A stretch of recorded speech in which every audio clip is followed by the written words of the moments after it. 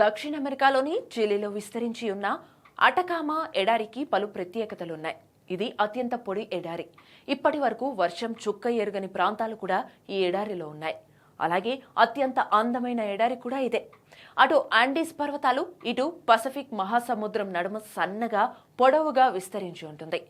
ఇక్కడ తీవ్రమైన పొడి వాతావరణం కారణంగా రాత్రిపూట ఆకాశాన్ని అత్యంత స్పష్టంగా చూడొచ్చు. ప్రపంచంలోనే అతిపెద్ద రేడియో టెలిస్కోప్కు నిలయంగా ఈ ఎడారి ప్రసిద్ధి చెందింది.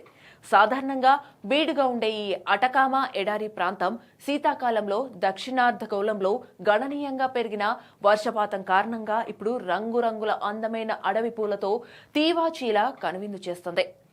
అరుదుగా కనిపించే అద్భుత దృశ్యంగా దీన్ని భావిస్తున్నారు. రంగురంగుల పుష్పాలతో నందనవనాన్ని తలపిస్తున్న ఈ ప్రాంతాన్ని చూసేందుకు పర్యాటకులు పెద్ద సంఖ్యలో తరలి వస్తున్నారు.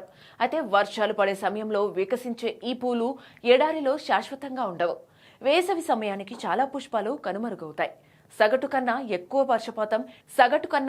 వర్షపాతం ఈ ఎడారిని నేలను తడిపినప్పుడు అంతవరకు భూమిలో నిద్రాణ స్థితిలో ఉన్న విత్తనాలు మొలకెత్తుతాయి. అలా పెరిగిన మొక్కలతో అడవి పూలు విరగబూశాయి. సాధారణంగా అటకామా ఎడారిలో ప్రతి సంవత్సరం 15 మిల్లీమీటర్ల కంటే తక్కువ వర్షపాతం నమోదవుతుంది. కానీ ఈ ఏడాది ఆగస్టు నెలలోనే 12 మిల్లీమీటర్ల కంటే ఎక్కువ వర్షపాతం నమోదైంది. అందులో ఎక్కువ భాగం ఒకే ఒక్క రోజు కురిసింది.